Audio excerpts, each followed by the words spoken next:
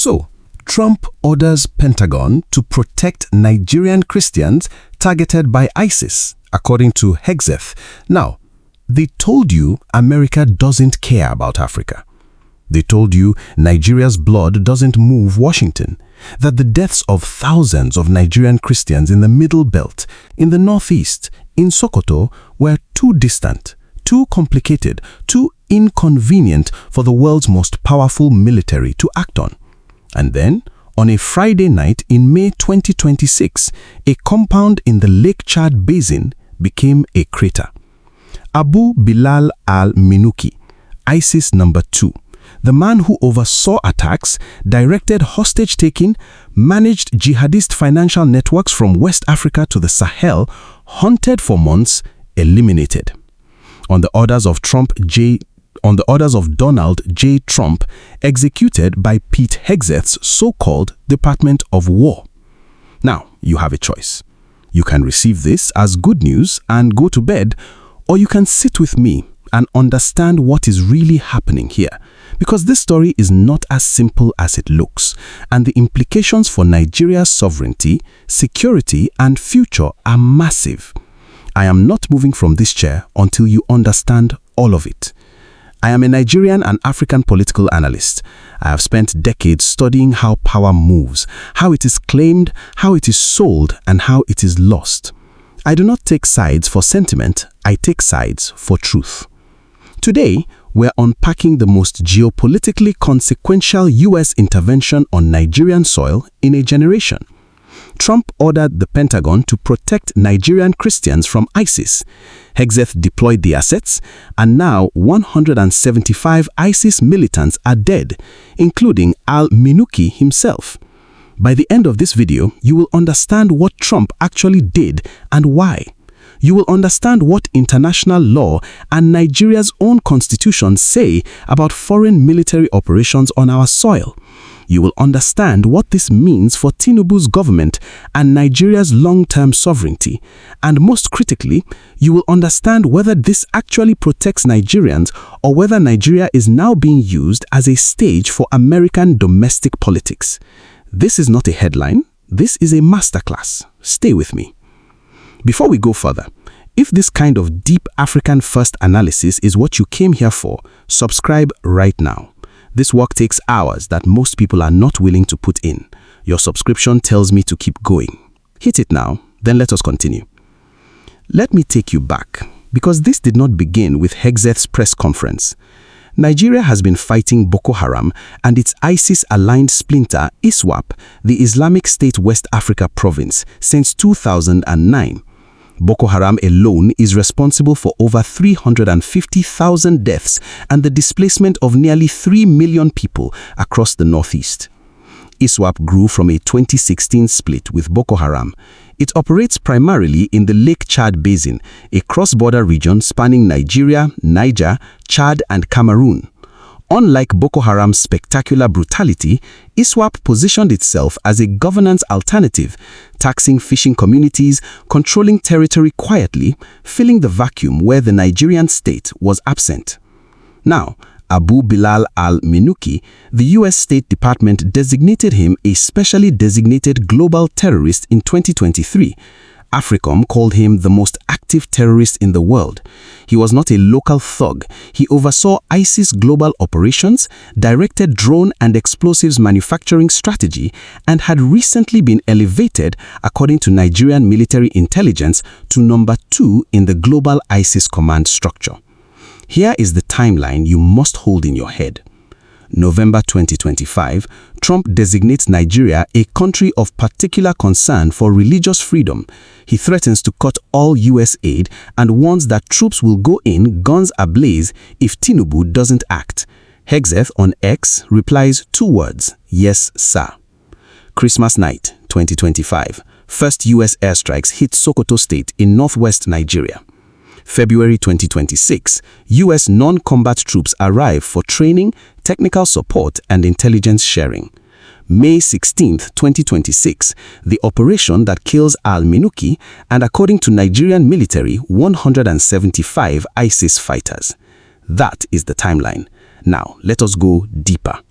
Here is what I want you to understand, and I will be direct. Trump's framing and the operational reality on the ground are two very different things, and confusing them is dangerous. Trump says this is about protecting Nigerian Christians, and yes, the data is horrifying. The Open Doors World Watch List estimates that in 2025 alone, over 3,101 Nigerian Christians were killed, making Nigeria the deadliest country in the world for Christians by a significant margin. The violence in the Middle Belt, Plateau State, Benue State, Kaduna State is real. The attacks by Fulani jihadist militants on farming communities, the burning of churches, the abductions, documented, unconscionable. But here is where I challenge the popular narrative. The Armed Conflict Location and Event Data Project, ACLED, one of the most rigorous crisis monitoring organizations on Earth, found that between January 2020 and September 2025, out of over 20,400 civilians killed in Nigeria, 317 deaths came from attacks specifically targeting Christians. 417 came from attacks targeting Muslims. The overwhelming majority of victims had no recorded religious affiliation. Both Christians and Muslims are being slaughtered by the same jihadist forces. Now hold that fact and hold this one. Al-Minuki operated from the Lake Chad Basin in northeast Nigeria. The Christian farmer-herder violence that Trump and Ted Cruz amplified for American audiences happens in the Middle Belt, a geographically and operationally separate region. Two different crises, two different conflict drivers, collapsed into one politically convenient narrative. When Trump links the killing of Al-Minuki to protecting Christians, he is not lying about Al-Minuki's danger. That man was genuinely dangerous. But he is deliberately conflating a legitimate counterterrorism operation with a domestic American culture war story. And Nigeria, Africa's most populous nation, Africa's largest economy, became the stage for that performance. Senator Ted Cruz, who first called Nigeria's situation a massacre of Christians in October 2025, what does Ted Cruz know about the Middle Belt? What does he know about farmer-herder land conflicts rooted in desertification, in climate change, in decades of state failure? Nothing, but he knew it played well in Texas, and Trump ran with it.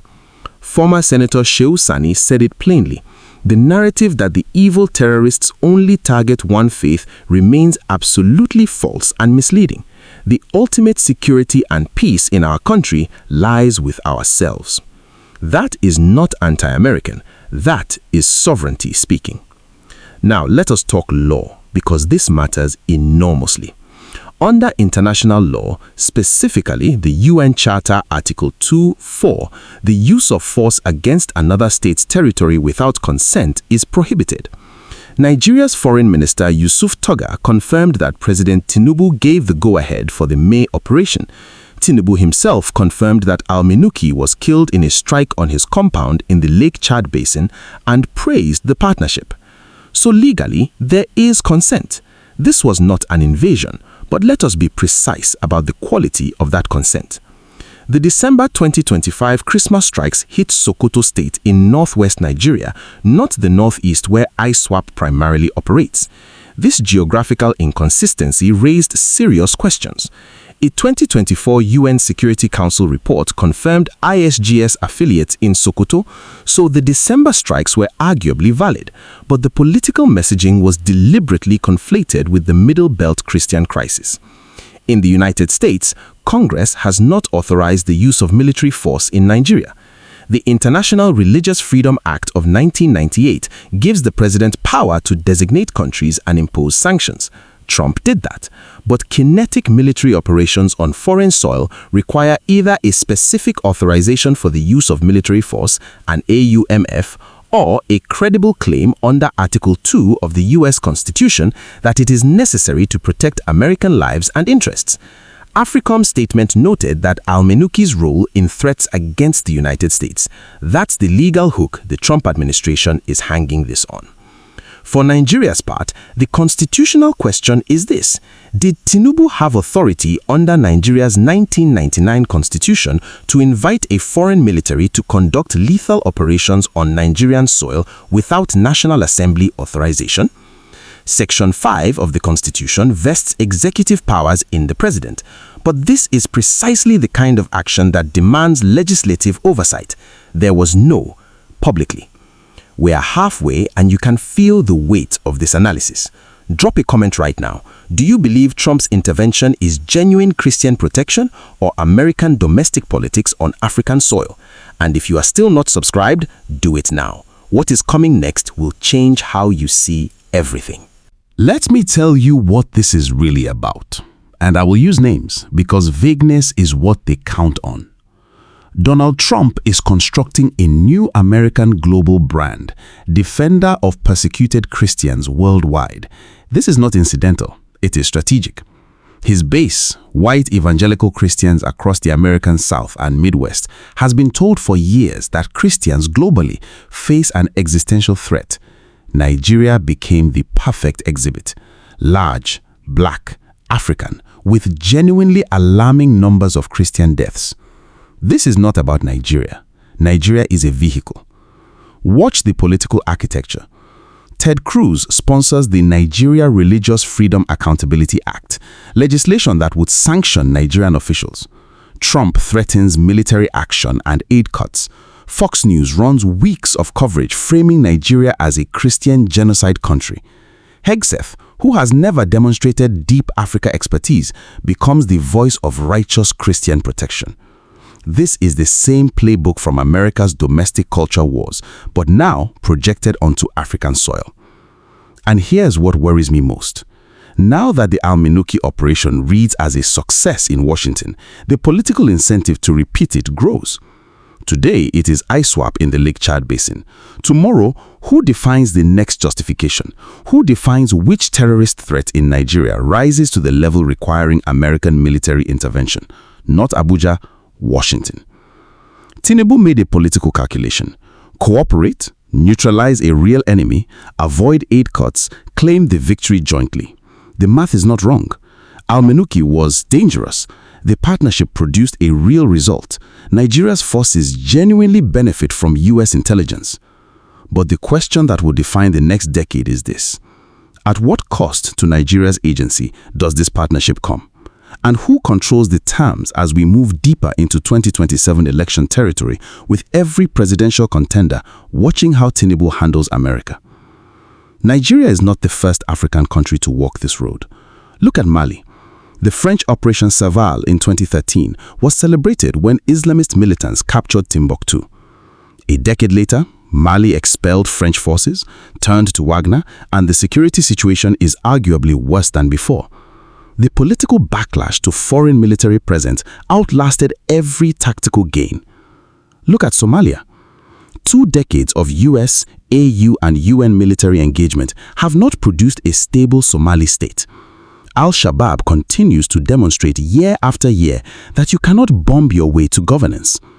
The Sahel pattern, which is consistent. External intervention provides short-term disruption of terrorist leadership.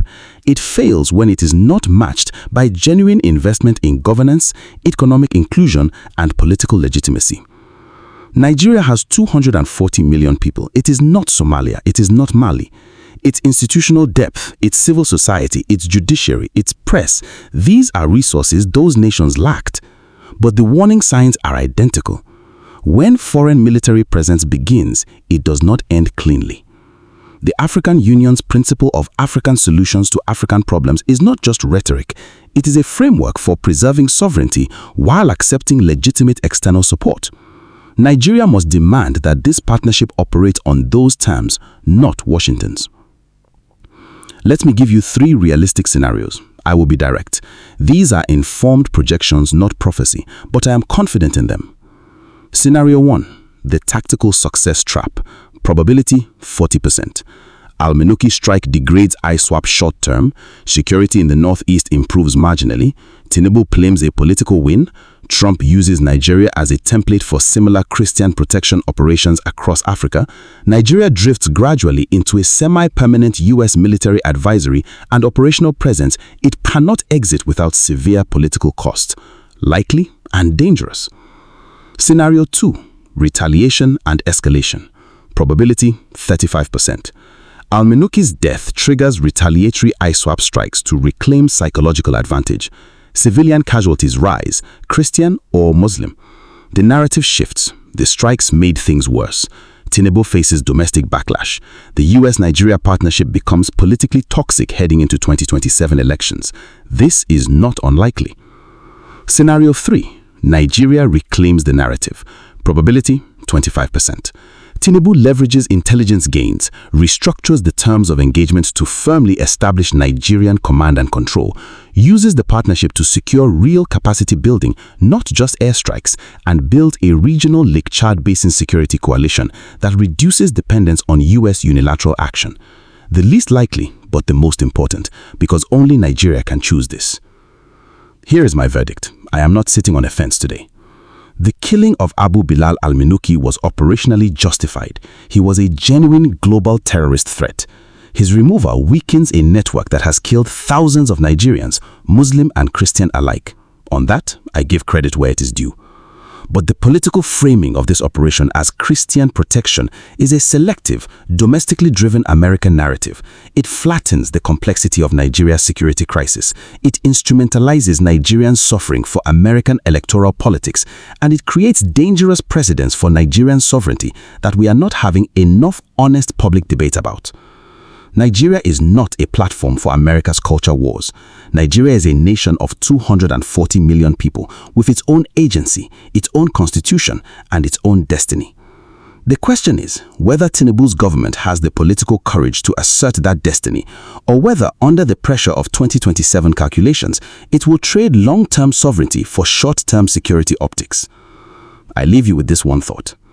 The man who saves you on his terms does not set you free. He only changes the nature of your captivity. That is my final word. Think on it. You just watched real analysis, hours of work in every minute you just sat through. If it moved you, share it with one person, just one. And if you're not subscribed yet, do it now. It costs you nothing. It means everything to this work. My next deep dive, how the US-Nigeria security partnership is already being weaponized ahead of Nigeria's 2027 elections, is coming. You do not want to miss it. This is not just a channel. This is a movement.